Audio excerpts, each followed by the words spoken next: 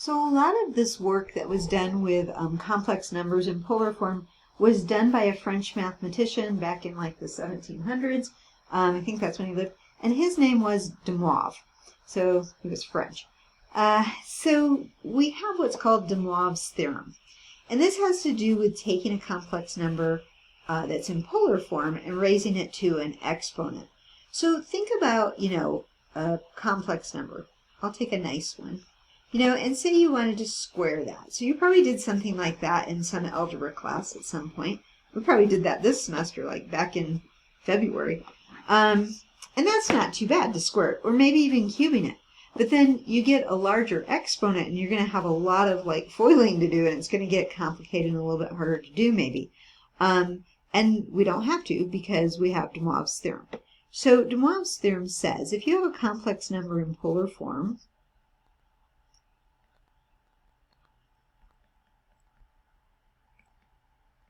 and you want to raise that to some exponent, call it n, then we're going to take the r and raise it to the nth power.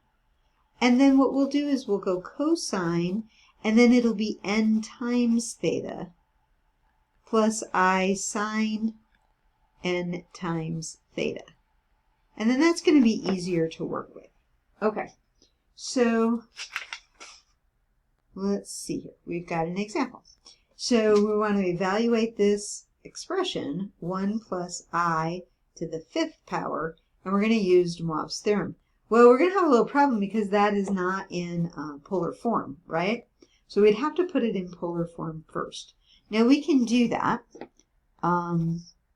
So you're going to say r is equal to the square root of x squared plus y squared, and that's going to be 1 plus 1, you can square them. But anyway, you're going to get the square root of 2, okay? So that will be your r. And then how will you find theta? Well, you're going to have to say the tangent of theta is equal to 1 over 1, which is 1. So if we want to do it in radians, we can say theta is pi over 4. We know we're in the first quadrant if you were to graph that in the complex plane, right? Okay, so 1 and 1 would still be in the first quadrant. So now we have a theta. Now we can write then our complex number as the square root of 2 cosine pi over 4 plus I sine pi over 4. So now we can apply de Moivre's theorem. So we don't have to write out this 1 plus I, times 1 plus I plus 5 times. We can just do it this way. All right, so z to the 5th is going to equal the square root of 2 to the 5th. And we'll talk about that later.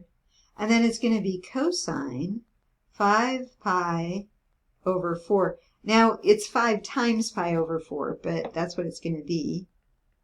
And then I sine 5 times pi over 4, or 5 pi over 4, like that. Now, how are we going to work with that square root of 2 to the 5th power? Remember, you could make that the square root of 32, and then I'll simplify that later. There's other ways you could do this, but I'll just show it to you this way. Okay, now, do I know the cosine of 5 pi over 4? Well, I should. It's going to have a reference angle of pi over 4. I'll be in the third quadrant, and so, let's see, cosine will be negative in the third quadrant. So that's going to be the square root of 2 over 2. I forgot to make it negative after I said that. And then it's going to be plus, see, I did it again. This time I won't put the plus. Minus square root 2 over 2 I. So we're going back to those rectangular, the rectangular form because we know cosine of 5 pi over 4 and the sine of 5 pi over 4. Okay, now let's simplify the square root of 32. So we're going to make that, think of it as 16 times 2, or 4 times the square root of 2. It might be a little challenging here working with all these numbers, but they're fairly nice numbers. Okay, so then I get the 2 going into 4, 2, and then I'm going to have the square root of 2 times negative square root 2. I'll deal with all that in a minute. And then it's going to be minus 2 times the square root of 2 times the square root of 2i. And I'll deal with that later too. So I'm going to have 2 times 2, which is 4, or negative 4. And then over here I'm going to have minus 4i. I feel like we had that number earlier. Okay, and that's what we get.